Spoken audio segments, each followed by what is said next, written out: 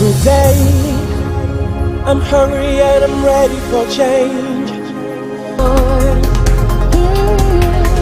And now it's time to help someone. Voilà, merci beaucoup Bandeko Balandi à GKV Télévision, GKV FM. Merci Nabino Lisusu, Nandenge Tokutani Lisusu na émission Nabiso, Oyo Bomesani Kolanda Mikolo, Oyo Nyonso, chaque vendredi à partir de 21h, na kombo ya Masolo ya Balabala. Alors, lelo Masolo ya Balabala, Tolingaki, Tokota na stade Kitemoko, Tokotambola pe na kati ya stade, Tolakisa difficulté Oyo stade Oyo et Kominango, et puis Tokotambola pe libanda ya stade, Tot Solola. Na bandeko oyo batekaka nzinga ya stade Kitemoko totala risque nini oyo bazo tambola na yango. Tomoni vraiment stade Kitemoko malheureusement et vieillir vraiment makasi ba mire ekomi ya kobukana na ebi que biso tango to bandai kokola to bandai koya kotala match awa et puis ngamo pe na beti deux fois match na stade oyo mais kotala état oyo stade ekomi mokolo ya lelo eza penza pasi mingi eza penza pasi eza esengote komona stade oyo ebimisaki pe ba joueur minene tozoyeba pe vers ba année oyo toleka na bosani ba année ezaki na ba équipe ebele oyo bandai koya kosala ba stage na bango awa ndakisa équipe ya V-Club équipe ya DSMP babandaki koya na stade oyo koya ko s'entraîner pour que ba préparer ba championnat na bango. En tout cas mekotala lelo eta oyo stade oyo ekomi na mokolo ya lelo eza penza pasi mingi eza mawa mingi kotala terrain ekomi mabaku na kobeta balle awa ekomi kobanga parce que kobeta libaku po bukani.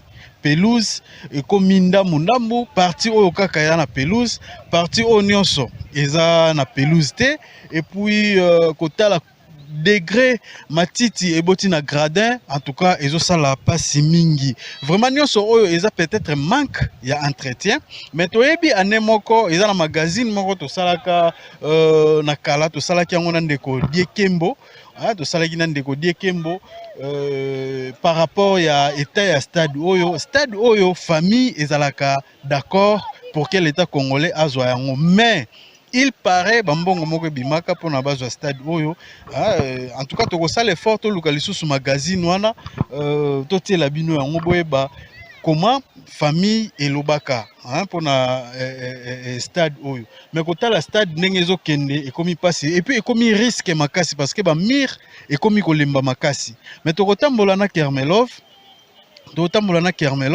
to laksabino eta oyo stade nabiso ekomi alors Kermelov to nayebi ke to banda na tribune to laksabande ko na bande ko baolanda biso tribune to laksabango eta stade nabiso ezokoma donc kuna esika bato bayebaki kokota o babanda kokota stade o na kala ezalaki na partie o to banda ko benga camp béton ezaki liboso na nga juste esika pylône ya ratelke zomona na sima eza esika to ando benga camp béton ezaki esika moko ezaki lokola sécurisé donc kuna soki désordre bandi na stade soki okimi na camp béton oza sauvé parce que kuna mobulu ebandaki kokota te parce que kuna ezalaki na bacadre oyo bando fanda kuna donc bato ya sérieux oyo bando fanda kuna désordre bando ozala te koto to ando benga yango Chine populaire na sima koto na ngambo ya ofitra to bandaki kobenga yango Chine populaire et puis na sima na ngai koto to ando benga yango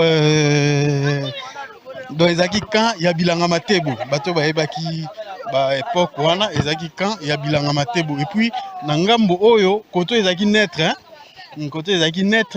côté oyo côté ya de la cité ezalaki ngambo ya Tando benga ngo songa mbando à l'époque tando benga ngo songa mbando mais kotala lelo stade na biso ndenge komi tozo komi kozanga même esika ya ko kende ko se distraire tozo zanga esika ya okende ko beta bale toyebi ba interquartier ebetamaki awa mais soki lelo pe ba interquartier wana katana ezaki suite ya ba désordre o ekomaki ko salema et on me salagi que les lobes interquartiers et bêta marali sous-sauté parce que chaque fois que match ils ont bêta masuka nango des ordres ceux qui bandit na stade et bandé kobima ils ont kendeti na cité alors ya wana ba kontipe bazwa ka initiative to bazwa ki ndingisa ba ko suspendre ba suspendre ba inter quartier to interscolaire voilà awa to na tribune dans la tribune donc ceux qui activités ça ba autorité ba fanda rande awa ba autorité ba bande ko fanda awa ba bongisi ba tie ba kiti ba autorité ba bande ko fanda awa après to ko mata likolo ceux qui to ko koka parce que to éviter sika oyo eza penza pasi mingi ko mona roto mawa eza mawa façon stade komi eza penza mawa mingi kotala ba matière ndenge bato bakomisa na bango stade toilette auta na ye pa na ye mais aye kaka na kati ya stade awa aye kosala toilette na ye donc likolo wana nyonso tomoni eya vraiment ya kobeba eza vraiment ya kobeba awa toza likolo ya tribune l'automati awa pour que tolakisa bino vue panoramique ya stade Kitemoko Kermelov nayebi ke okolakisa ba téléspectateurs na biso comment likolo ndenge stade na biso et se présentaka donc ezalaki kitoko na kala komona surtout soki oza likolo awa match ezobetama ebandaki kosala bien mingi mais kotala mokolo ya lelo eza pasi mingi nango tosenga na bakonzi basolola vraiment bien na famille pour que bijou oyo papa na biso Kitemoko atikela biso ekufaka boye te parce que comme on a boye à la longue ba mir nyonso ekokweya et puis toko perdre stade oyo pona libela toko zalaka nango lisusu te donc il faut vraiment masolo ekende bien entre les deux côtés pour que to sauver bijou oyo ba mekempe ko entretenir yango et ko sala penza bien mingi alors na omeka ko solola na bandeko baza na kati ya stade ba bayaka ko se distraire ko tala comment ba équipe ezo ko s'entraîner na omekempe ko luka quelques ba joueurs pour ba beta rabale awa ba expliquer biso ba difficulté nini oyo bango bakutana kana yango alors ndeto ali boso ya tribune boye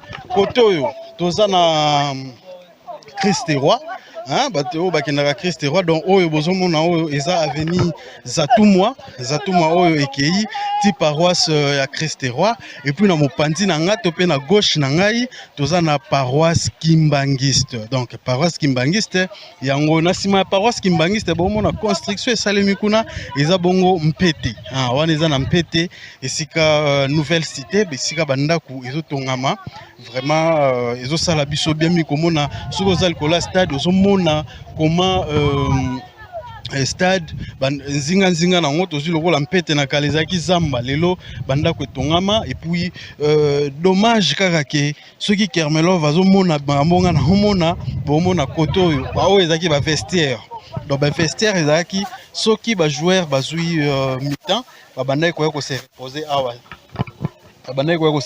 awa mais dommage ekoma zamba ekoma toilette awa soki ba match ezobetama awa pe ezalaki entrée soki okoti oye na couloir oyo obimi na se ya tribune et puis okei mais eza pasi mingi koto ntango ozotambola fo mayele sino te omema système na palais osala vraiment bien mingi te vraiment merci beaucoup bozala toujours scotché branché na émission na biso oyo ekosala bien mingi tolakisa bino comment stade na biso ezokufa tolakisa bino comment stade na biso ezokende na kokufa donc mais toyebi ke ekozala na sauveur moko oyo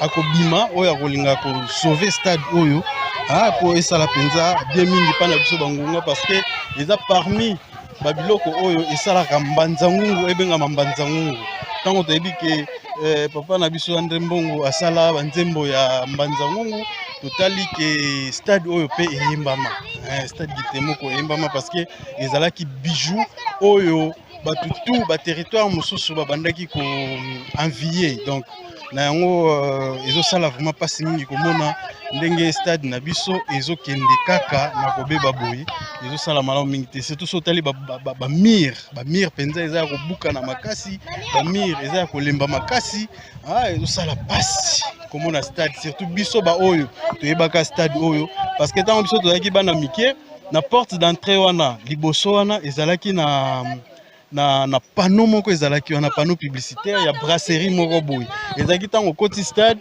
ozomona bouteille ezokitisa masanga na kati ya verre mais dommage malheureusement lelo stade ezokende vraiment na kobunga ezokende vraiment na kobunga ezosala malamu mingi te alors tokomeka koluka bato oyo baza mwa mikolo bato baya mikolo oyo bakoyeba histoire ya stade oyo bameke mpe koexplike biso koma bayebaka stade et puis kotala eta nini oyo stade ekomi nango na mokolo lelo ezoderange vraiment makasi mingi nayebi ke bandeko baza wana soki bakoaccorde biso tosolola na bango tosolola na bango ekosala bien mingi. Chef, bonjour. Nakoya tosolola mwa muke. Nakoya tosolola mwa muke. Ça va, naomata kaka, naomata tosolola na bandeko baza wana. Nameka nanu nazana makasi nazana makasi. Voilà. Bonjour. Ndeko, bonjour. Bonjour père. Tomoni yo na kati ya stade Kitemoko. Apparemment esika oya ofanda mingi. Te na pe joueur na betaka na gwagwa. Na betaka na gwagwa na micho tozo na vacances tozo betaka ba sélection mais toyokaki pe interquartier fo betama mais na ba annoncer ndete. Na ba annoncer te soué na biso za stade ya la kitoko mais tokomaka toki mbula koto mai koma vanda makasi mai vanda rapena en plus na ba mabulu biso moko na propre volonté biso ba joueurs ensemble tokoma osala salongo na kati ya stade. Kombo na no rappeler na bandeko ba Holanda. Julien Louvoilou. Alors ndeko Julien Louvoilou tozotala biso toyebaka stade oyo tango tozaki bana miki tozoya stade ezaki d'abord bijou et puis komona lelo stade komi bana miki belé ba yoko fanda na bango ezosala vraiment bien mingi te. Alors ba difficulté ni bozala nango surtout so bobeta balé na stade. Ba difficulté mingi za na stade na équipe so to beti ballon recette nanu ezala raté pe lelo stade koma lema boye bakoma ya okanga batu bovanda pe mbiskadi boye bakuluna bakoma na bango bakomela bombe ko sumba na kati ya stade yango nde koma osala bien te pe na kati ya stade yango. Mais apparemment ba match beta masu awate. Oui, normalement ba no beta masu awate mais saison onde ba match ezongaki na stade ezongaki a.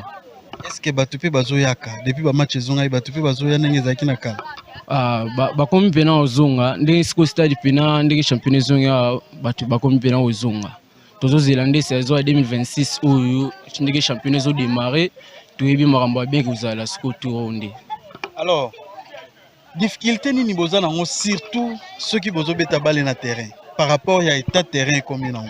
Difficulté pena zebele mabulu bako peso ballon surtout kuna na se ba bon ezebele ba bon kokanga ballon boye mona ba le sali ekimi yo otesi pe bima batu ba sporteur ba na te ba ko mofinga yo terrain na biso pena difficulté ba bon mabulu ekomi pena na kati stade pena. Alors nini ko senga na bakonzi oyo batali sport na mboka na biso par rapport ya stade na biso? Kosenga na bakonzi ka babongisela biso ka libulu ngwa tozaka na esika mosa okende te toyi ba vacances eloko na biso yango oyo pena tolelela ndembo bajogo babongisela biso eloko yango esala biso bien pour biso ba joueur. Merci beaucoup. Voilà, merci. Merci beaucoup. Tozo continuer na biso. To continuer to lukape quelques jogo pe lisusu baza awa to meko solola na bango. Eko sala vraiment malamu mingi ba meka ko expliquer biso ba difficulté nini bakuta na kanango surtout soki bazobeta balle. Jogo naleka menga na zo na luka binoti bino ba jogoti.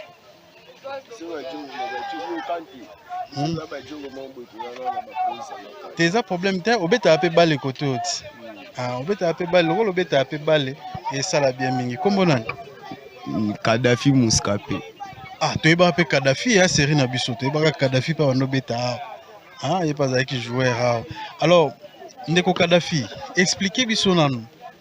Oyeba ka stade na kala? Eh ba yango bien makasi. Alors, ndingo yebela ngona mukola lelo différence neza. Ah. Bon, moi différence que tout est mais différence peneza ya makasi pour na ndenge pena to yebela ngo kalisa la rasko na ba critères oti. Puis zalaka na ba salité oti. Puis organisation na ngo ezalaka pena calme ko.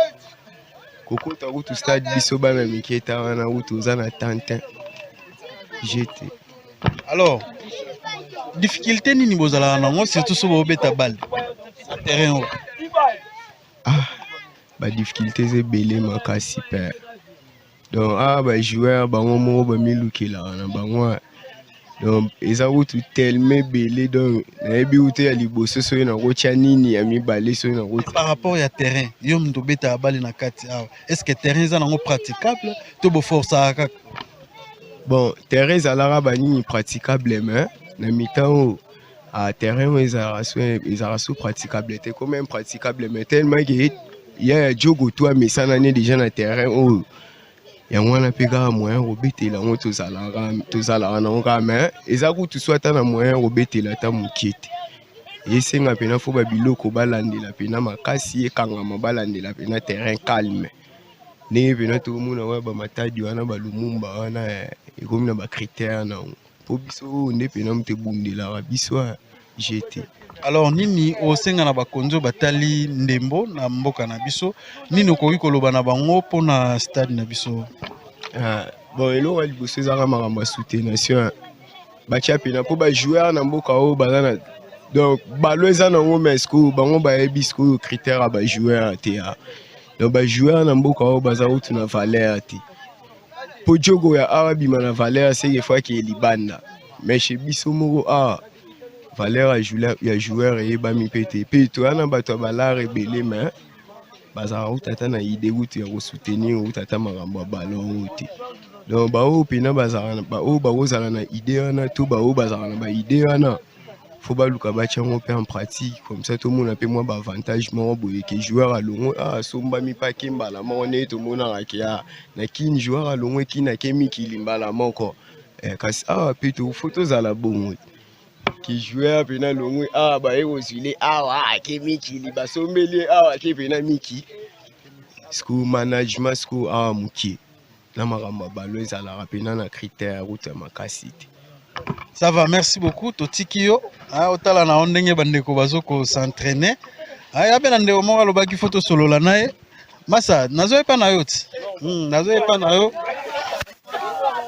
parce que na ina so ana bino ba jogo parce que bino nde boyokaka ba difficulté ya awa kerme nazoye kola kishiane kaka awa voilà ndeko mbote na mbote papa kombo na Jafet Jafet tout le monde na kati ya stade Kitemoko au juste au sani na obeta balle do obeta balle abandaka wa jouer équipe ni Drafoot Drafoot ezala kaka vraiment bon obeta pe ba championnat en forme.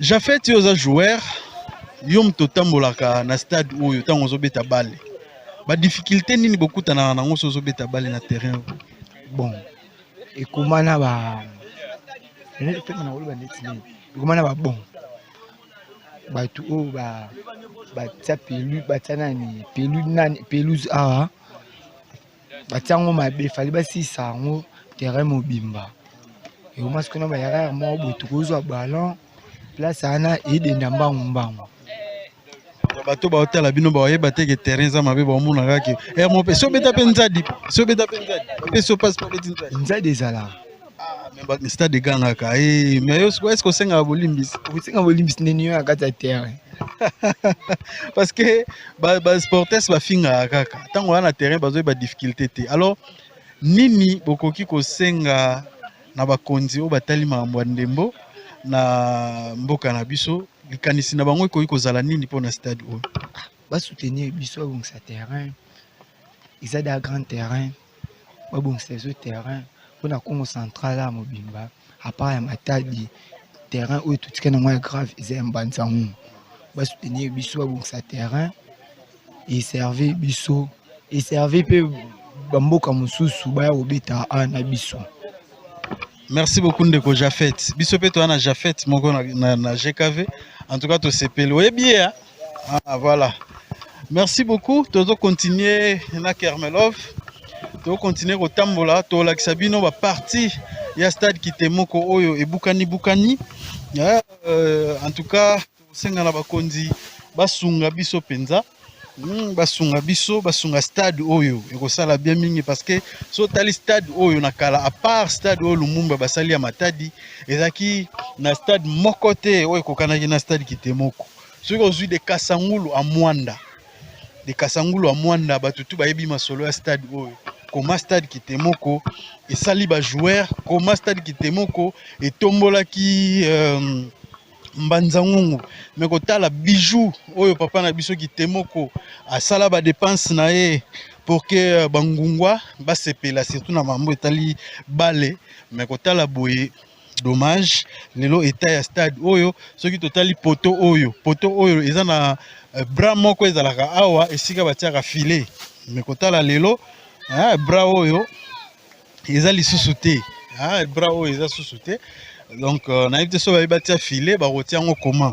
Et puis t'as la risque, si qu'à garder à Zoyamba, awa, ma banga isa awa, moellon beneza awa, ils a risque parce que garder à quoi yamba pe ballon, à côté na kati awa, mutu et touti awa, et commis problème ou sous. Donc, tout ce qui est net au lac Sabino, bah problème, au stade Kitemoko, azo sibir. Alors, ce totali awa, ce totali si comme on a oiseau matata la risque. Tala mur oyo ezaka tout droit même kolo ya lelo kotala boye mur oyo ekomi pente to ebite nana akoki kofanda awa ekokwela nani epi kokwela jour ekokwela jour nini to ebite nyonso wana eza ba risque oyo bana bazoya kosakana na kati ya stade yango mpe tosenga na bino ba parents bote ya bana na biso biso nyonso elongo po oya kofanda na stade oyo ya ba risque mingi. Il y a un risque que la état mir ndenge komi eza penza mabe makasi to koya olakisa bino esika oyo ezalaki pe lisusu mir na ba gradin mais kotala état ba gradin na biso ekomi bino mobomona kaka boyeba koma makambo ezokende bomoni awa esika tozali ba gradin ese bukana awa nyonso bomoni ba gradin ese bukana donc eza suni loka malonga te donc awa mutu pa ko fanda likolo na grade bukani et puis kweli pe mutu pe lisusu azu problème donc to lakisa bino peut-être bomona ka stade ngona libanda botala siko na kati comment stade Kitemoko ezo souffrir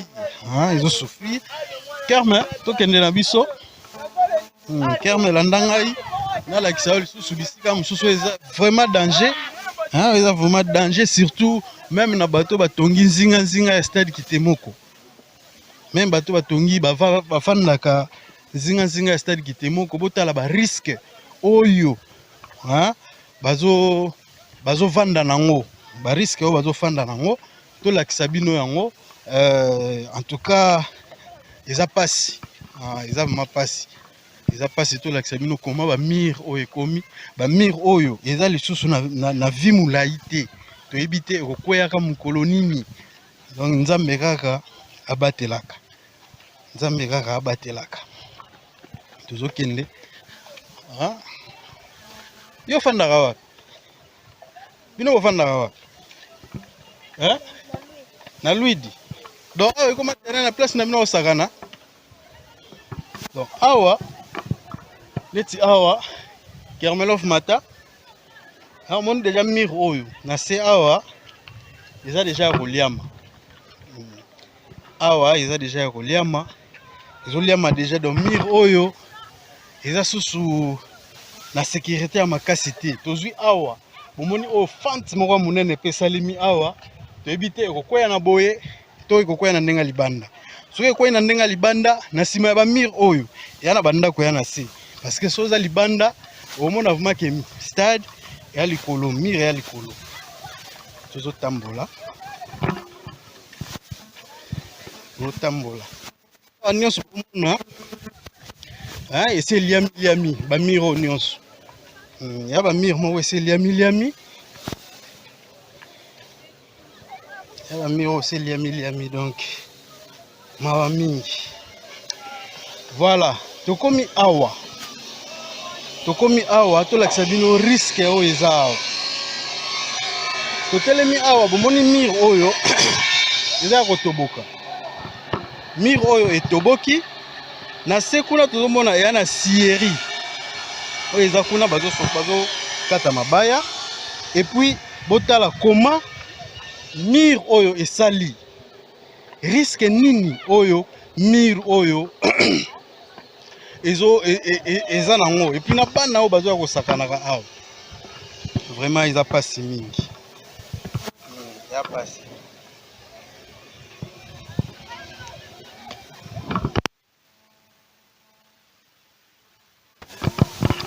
Voilà, donc tolakisa bino kaka ba risque oyo ba mire oyo eza nango surtout na bano baya ovanda awa esika on a telemi na bige Kermalova ozonga awa mire oyo esali courbe esali vraiment ligne courbe parce que ezalaka tout droit mais lelo mire esali boye ekoti ebimi donc c'est que ndenge pesi position boye kokwea yango ekozala libanda kokwea yango ekozala libanda alors risque nini ekozala surtout epa ya bato ba libanda na yango tosenga kaka bandeko baza libanda awa bazala vraiment prudent parce que mikolo ba mire oyo kokwea toyebi te mikolo ba mire oyo kokwea toyebi te donc bazala vraiment prudent surtout ba éviter kozalaka tout proche ya ba mire oyo parce que ba mire oyo eza susu na vie molai te donc tolakisa bino stade kitemoko tolakisi bino et puis tosololi na ba joueur bayebisi biso ba difficulté nini oyo bango bakutanaka nango et surtout ceux qui bazobeta bale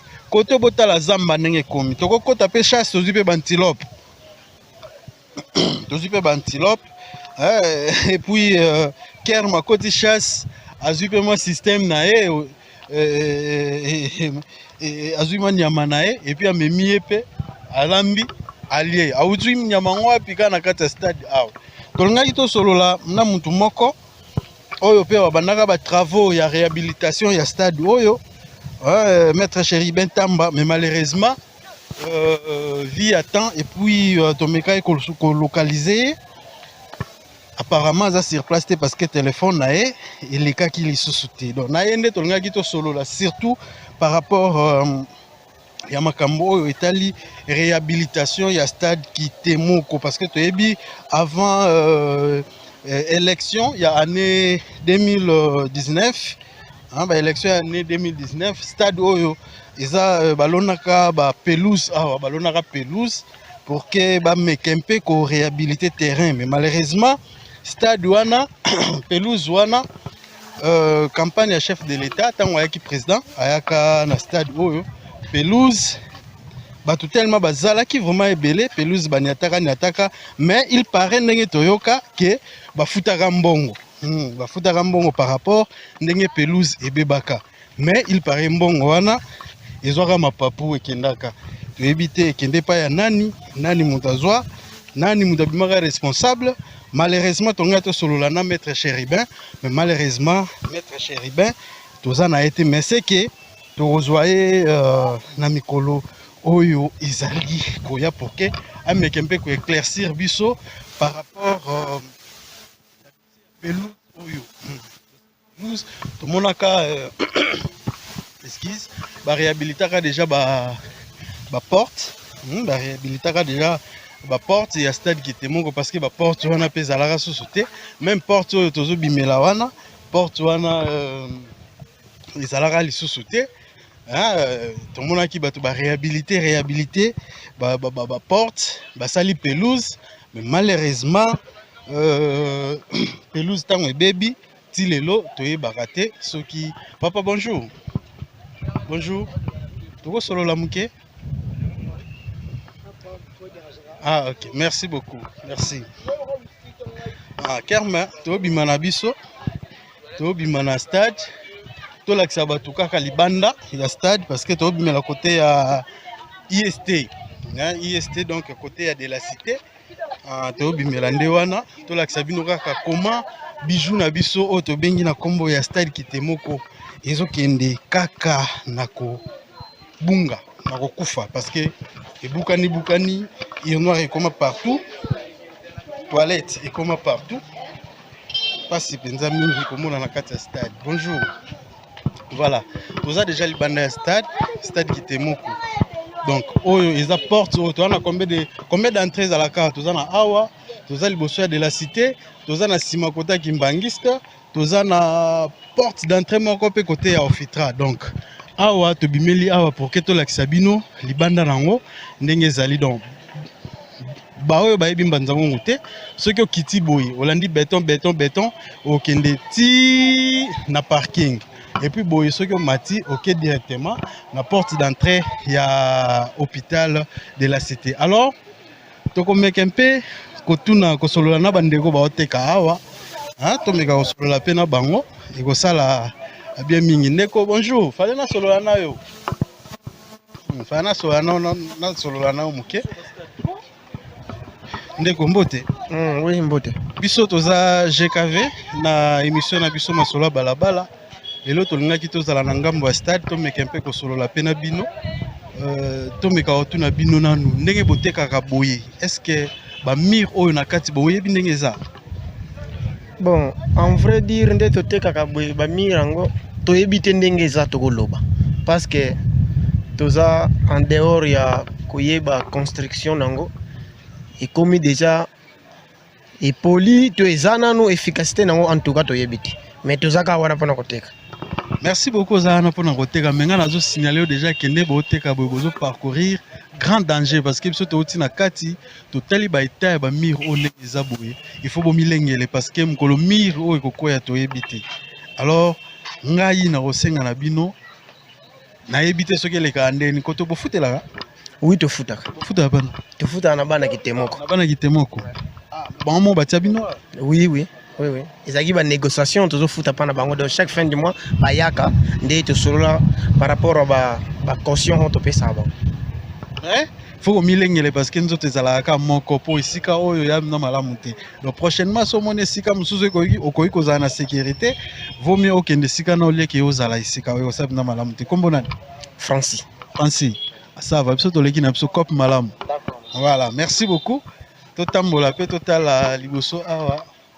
Ceux qui te comprennent peu bandeko malheureusement côté yo bandeko ba sous-sauté donc faut traverser na ngambo wana côté ya ngambo yo fitra to meka mpe ko solo la vraiment na bandeko ba oteka libanda ya stade kitemoko Kermelov to leka na ngambo wana to solo la na bandeko yo bazoteka na ngambo ya marché ya au fitra.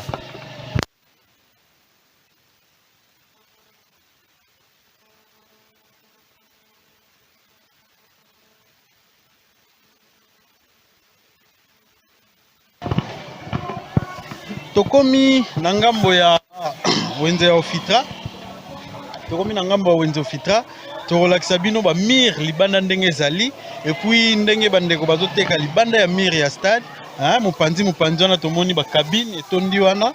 Tokomeka mpe kosolola na bandeko wana ba meka mpe kotalisa biso ba risque nini o baza nango surtout ndenge batekaka awa. Est-ce que pona bango bamona ngo eza sécurité pona bango to ndenge nini? Or ndenge za bo ndenge to vivara bo il faut moko mi batela ndenge balobaka avant nzamba batela yo moko fo mi batela parce que kotala boye eza risque makasi et puis to kosenga pe na bakonzo bakamaka biso na kati ya territoire na biso to pe na certain biso mbanzango babilo mususu biso ne photo talisaka bakondi nde fo batalisaka population parce que population na cause ya difficulté za nango akoki kokende ko s'installer place nyonso oya lingi bisika mususu tango biso bino bakondi bomoni ke esika wana ba s'installer za malamu te za pona risque na bango ya ba risque pona ba vie na bango bokoki pe ko interdire mais kotala boye eza penza risque makasi bandeko bazo parcourir nango eza penza ba risque makasi na komeka mpe kosolola na bandeko oyo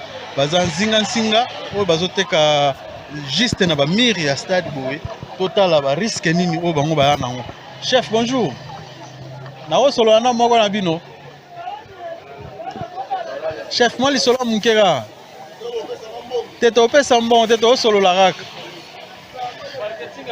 Ça va. Ndeko toko solola. Ah, ça va. Merci beaucoup. Ah, fallait to solola nande ko mende ko sengi bisola. Ah, moni ki congolais ndenge zala. Ki congolais a passi. Non mais ko so ana maître. Maître bonjour. Maître, na bi ko zo sano musala. Na cadre pe ko zo sa musala to ko solola na biso malembe. Na bi ke musala zo sala examen na passi mingi. Maître bonjour. Bonjour. Comment on Comment on a eu maître de Paris? Maître de Paris.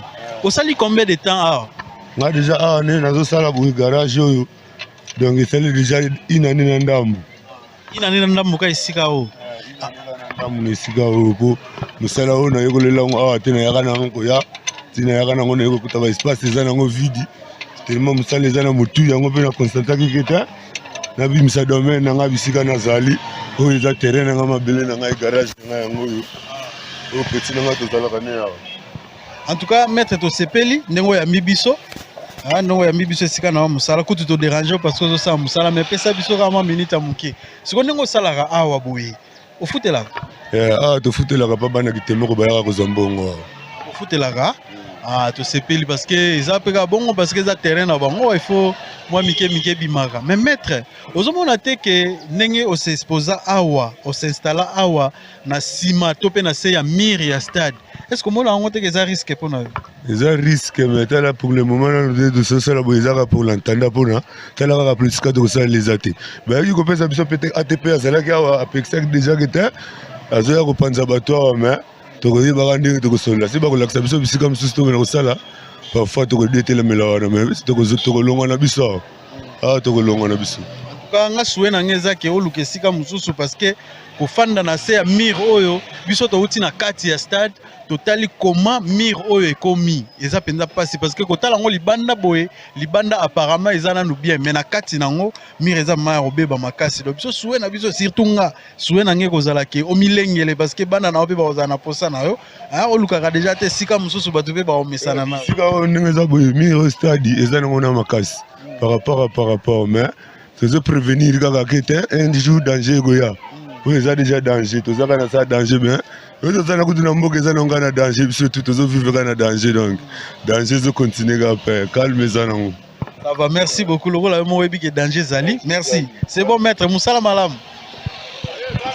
Voilà, tout ça continue na biso. Balobi heureusement babi que ate azalaki awa ayaki ko pekisa bango ke bateka lisusu wana te. Mais na osenga kaka na mukonzi ate en tout cas il faut pas accélérer parce que ba vie ya ba congolais oyo yana ba risque makasi yana risque makasi komona bango nde ba oteka na se ya miro eza ya kobeba miro eza ya kopola penza makasi ya stade oyo mukolo kokweya to ebite donc na yango to osenga vraiment na bakonzi basunga population oyo bazwa koluka makwanga na bango awa balukela bango ata coin moko boye bakende ko s'installer pour que va se sauver moni pe susu bandeko baza na bango awa papa bonjour na wa solo la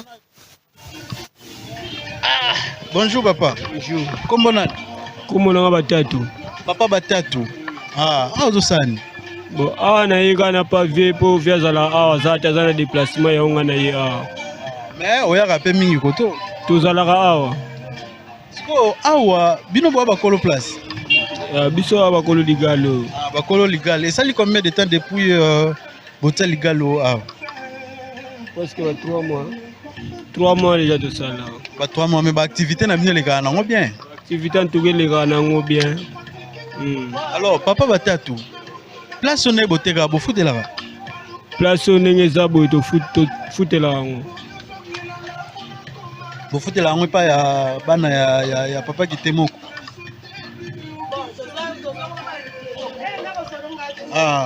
ça c'est bon tu as vu que besoin ngo bo futaka na famille Kitemoko bongo alors est-ce que bomona atende boteka kabuye awa eza risque parce que ba mur oyo etonga makala et puis kotala ngo bo ese lembi bomona ngo te eza risque pour na bino moko sikoyo oui maman bongo eza ngo risque to yebi yango bien mais est-ce que ozoyeba bino be bozoyeba ke kongo ngo misala ezate bato biso batangi na bango mais misala malonga ezate yango tosalaka bakabine mpona kosunga bana bazotanga yango monaka biso tosalaka kabine toyebi na biso bayekoto tokende eza te liboso atwalongolaki biso awa tolongwe totalike pasi kaka sikoyo bato biso bakolinga bayiba yango monaki yango tozongi kaka esika oyo mpona nini toluka mwa eloko ya bana ekolia ntango honorable Atumatu bana alongolaka bino seri wana azalaki na gouverneur ntango azalaki gouverneur siko ntango alongolaka bino nani so azongisa ye bino kozongisa biso eseraki neti biso moko tomoni ke esika ezovanda nango totuni bana kite moko malgré baboyaki me sukasuka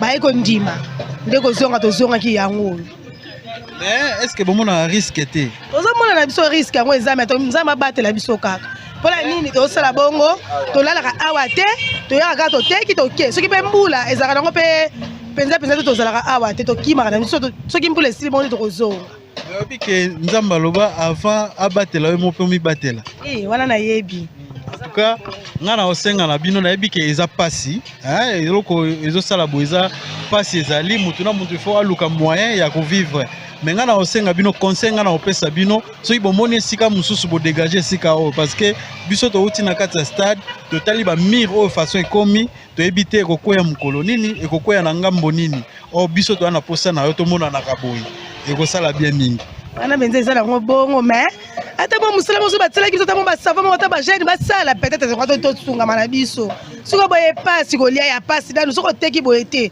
soki bana na mpoka bayibi bana balalinga nzala bateli yango moi totie kaka boye tozoyeba na biso nyonso ezala leta azoloba tozoyeba yango bien esika tokoketisa tokotia wapi kasi seke leta alukela biso pesi atiake boya kotisata awa kasi. Merci beaucoup mama. Kombo nani? Ngai double mais kombo na mimi Manzumba. Manzumba. Merci beaucoup Manzumba mère double. Ah voilà. Tosololi na Manzumba mère double. Mère double ABC biso. Afongoli biso, ABC biso ke série oyo papa na biso Atumatu bwana nkuluki azalaka gouverneur alongolaka bango esika oyo et puis balongwaka mais koyoka pasi mingi na mitema parce que bokonzi ya l'état ezalaka soki mutu alongwe makambo etikalaka pe continuera bongo mais comment se fait-il papa Atumatu bwana gouverneur à l'époque alongolaka bango et puis azaki autorité ya province azaki na plein droit ya kolongola bango alongolaki bango après avoir kolongola bango tango papa na biso Atumatu bwana tikali lisusu gouverneur te batu oyo bazongi baye kozonga bango lisusu alors tokosenga na bakonzi oyo bazok diriger biso est-ce que soki mokonzi azwi décision et que mokonzi wana aza lisusu te il faut ba décision oyo azwaki ekwe ba décision oyo azwaki il faut ekoma négliger c'est parce que azwaki décision ya malamu ya kolongola batu oyo nyonso mais lingi koloba te ke ntango ya tikalaki lisu gouverneur te il faut makambo nyonso ekweya il faut etaka il fallait etikala bongo parce que soki etikalaki bongo elingaki esala malamu mingi elingaki esala malamu mingi bandeko bavi na bango elingaki ezala sécurisé oui bazoloba lelo excuse ke bakokende wapi soki balongoli bango mais liboso ta balongolaka bango bakendaka wapi tango balongolaka bango liboso bakendaka wapi badebriaki ndenge nini mpo bavivre tokosenga na bakonzi bosunga batu oyo population oyo soki bazoya esika wana parce que bayoluka kwanga bo esikizenga na mai parce que koloba ya pasi mingi donc tosunga bandeko oyo lokola bazwaka décision balongola bango awa décision ne fallait tikala bongo parce que ezaki mesure malamu pour la sécurité na bango ezaki mesure malamu pour la sécurité na bango mais lelo nani azongisa bango et puis maman moko expliquer biso ke mutu azongisa bango te bango moko ta bamoni ke eleki nango et puis honorable Atumatu bwana tikala lisusu gouverneur te bango moko baye ko mizongisa ta mpe ba mizongisi mutu pe aye ko pekisa bango lisusu azalaki te même na tango toomona centre na biso ya Mbanzangongo esika monument maman Vatia Mpatu tango papa Atumatu bwana honorable Atumatu bwana azaki gouverneur esika wana wenze kufaka ekomaki propre parce que esika wana ezalaka miroir Kermalov na osengo zonga no kuna parce que place oyo na bamoto ndenge ozoleka boye naomemona ngo mwa risque mpo na yo naomemona ngo mwa risque mpo na yo talaka bamoteur mosusu systématique si déranger déjà donc alongolaka mpe bato esika wana ekomaka propre na centre na biso na Mbanza Ngungu ekomaka propre mais malheureusement après départ na ye esika na wenze zongi bafulu ezonga salité ezonga est-ce que il faut totambusa bongo ce qui lelonga na zui grâce na komi par exemple chef de la cité qui na zui décision moko ke awa batu batekaka susu te awa batu babwakaka susu matiti te est-ce que ceux qui na longwe chef de la cité il faut batu wana bazonga et bongo mutu ako remplacer ngai et bongo bato baza nzinga na ngai wana est-ce que bakoki ko maintenir ba décision wana te en tout cas ils ont malamu mingi te fumu ate balobi na biso ke obetaki déjà tour awa olobi na bato wana balongwa en tout cas faut ko activer yango faut ko activer ba décision wana parce que ngamoko na tali na koti na kata stade na tali koma ba mire oyo ekomi en tout cas pasi mingi to ebite ekokoya mukolo nini to ebite ekokoya na ngambo nini est-ce que ekokoya na ngambo oyo est-ce que ekokoya na ngambo wana biso émission balabala tolobaki émission na biso za plateau za balabala plateau na biso za balabala tolakisa ba difficulté oyo population bazo vivre nango tolakisa ba difficulté oyo bangungu bazo vivre nango osuka kana Mbanza Ngungu te toluka nde ba sponsor soki ke tozui mutu lelo tokomeka mpe kokota mpe na bamboka oyo eza banzinga na kati ya Mbanza Ngungu bamboka oyo eza non loin ya Mbanza Ngungu meka kokota wana mpe ba difficulté oyo bandeko bazo vivre na yango. En tout cas merci beaucoup na Kermelov Ngeitala oyo aza bongo réalisateur na ngai aza bongo réalisateur na ngai à chaque vendredi à partir ya 20h. Tout ça la rappel tournage naie. En tout cas merci beaucoup na Kermelov Ngeitala parce que yende mutu atenaki biso compagnie azaki na ngambo caméra azaki na réalisation. Merci na Régie TV wana tomoni bongo Meshak Mbwete elongo na Jafet Ntsakwa Meso. En tout cas ekosala bien mingi to wanda ko continuer ka boyi émission na biso to vanda na plateau te poto lakisa bino ka ba beauté à plateau non to wanda bima libanda kaka ndenge ezali d'abord to wanda tambola kaka émission na biso ezaka ya balabala nde to lobaki masolo ya balabala neti boto beti masolo ya balabala na kati ya stade Kitemoko et puis to beti masolo ya balabala nzinga ya stade Kitemoko. Merci beaucoup na bino nyonso bolandaki biso. En tout cas na présentation ya émission oyo ezalaki bongo Roni Matwana pe na ngambo ya caméra to sungamaki na Kermelov Ngeitala na ebike soki nzamba zongi te tokokuta na lisusu vendredi oyo ezali koya. En tout cas totiki bino elongo na Meshak Mbwete comme ça asepelisa bino na ba programme ya GKV télévision. Ciao na bino nyonso oyo bolandaki biso ebandeli ti suka ya émission na biso tolingi bino mingi.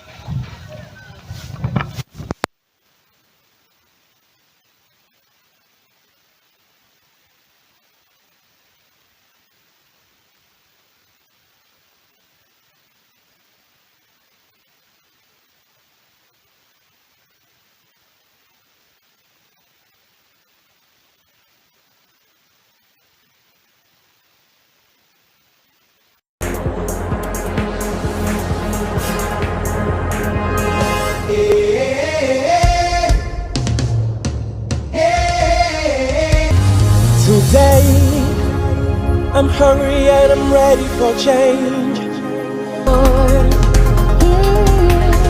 And now it's time to help someone.